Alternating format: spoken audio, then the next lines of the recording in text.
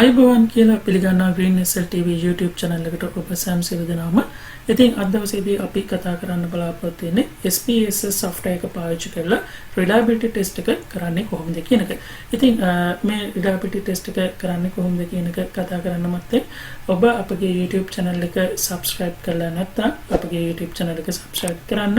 ඒ වගේම මේ වෙනකොටත් අපගේ YouTube channel එක subscribe කරලා නම් තියෙන්නේ ඔයගලන්ට පුළුවන් අපේ videos අනිත් අයටත් බලන්න. අනිත් අයත් සමග share කරන්න.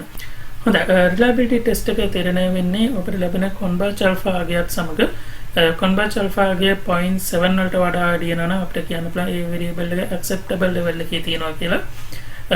0.9 වලට වඩා වැඩි වෙනවා නම් ඒක excellent කියන තත්ත්වය තමයි තියෙන්නේ. හොඳයි අපි බලමු මේ reliability analysis එක කරලා කොහොමද reliability analysis එක කරන්න කියන එක. හොඳයි මම සූදානම් වෙන්නේ reliability analysis එක අපේ questionnaire එකට කරන්න. මෙතන reliability analysis එක කරන්නේ analyze ගිහිල්ලා scale ගිහිල්ලා reliability analysis ගිහිල්ලා අපිට අවශ්‍ය කරන group එක select කරනවා.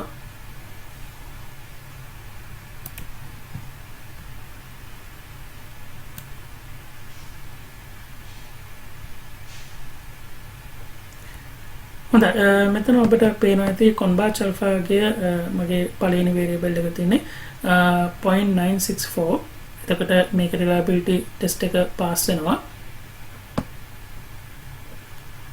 දැන් අපි බලමු මගේ ඊළඟ variable එකට reliability test එක කරලා ඒකත් scale ගිහලා reliability analysis මෙතන මම reset කරනවා.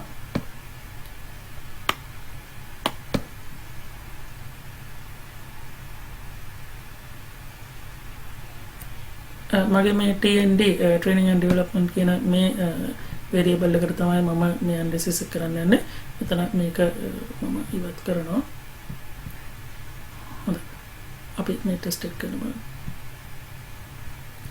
හොඳයි. ඒ TND කියන variable එකෙත් converge alpha ගේ 0.977 හැටියට තියෙන්නේ. හොඳයි. මම යන්නේ මගේ ඊළඟ variable එක analyze කරගන්න. scale reliability analysis මම මේක reset කරගන්නවා.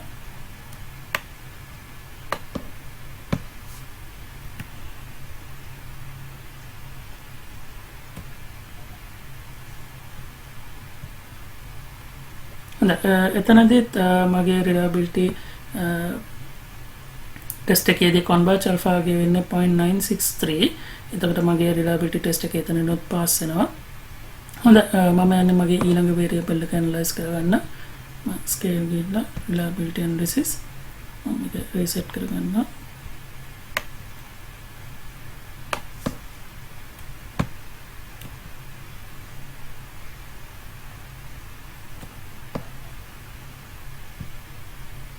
හරි මෙතනත් මගේ reliability test එක පාස් වෙනවා. මොකද මගේ converge alpha ගේ 0.943 තියෙනවා.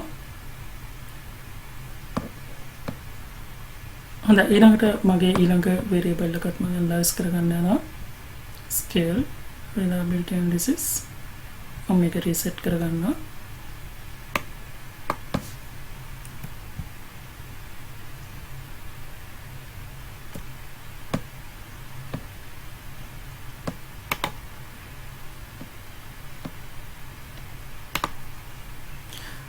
එතනත් මගේ reliability test එක පාස් වෙනවා. මොකද මගේ converge alpha ගේ 0.928 එනවා.